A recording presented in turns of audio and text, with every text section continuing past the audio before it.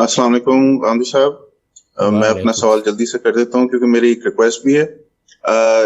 ایک حدیث میری نظر سے گزری،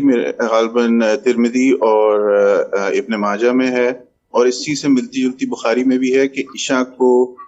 ڈیلے کرنے کا یا تاخیر سے پڑھنے کا کچھ زیادہ اس میں بہتر ہے۔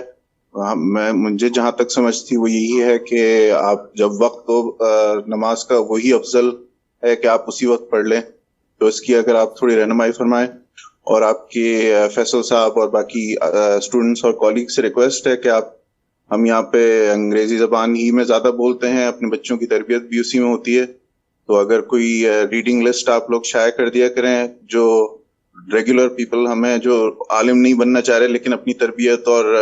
کرتے رہتے ہیں اور انفارمیشن حاصل کرنا چاہتے ہیں، تو ہم انگلش لینگویج میں بھی کوئی اگر آپ کی ریڈنگ لسٹ، ابھی میں نے دیکھا کنڈل پہ آپ کی اسلام کمپریہنسو انٹروڈکشن اویلیبل ہے، تو دیٹس ویری گڈ۔ اس طرح کی اگر کچھ ہو تو پلیز، تھینک یو۔ یہ جو معاملہ آپ نے آخر میں فرمایا، اس کا اہتمام تو یہ سینٹر بھی کر رہا ہے اور دنیا بھر میں المعارض کے ادارے بھی کر رہے ہیں، پاکستان میں بھی، آسٹریلیا میں بھی، جہاں جہاں ہیں اس سے آپ رابطہ کر سکتے ہیں۔ جہاں تک آپ کے سوال کا تعلق ہے تو اس کے جواب میں یہ عرض ہے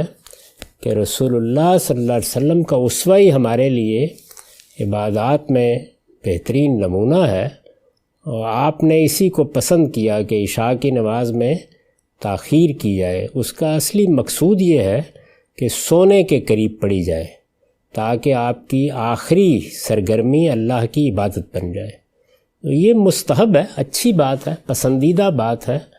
حضور نے اس کو پسند کیا ہے۔ باقی آپ وقت ہونے پر نماز پڑھ سکتے ہیں، اس میں کوئی حرج کی چیز نہیں۔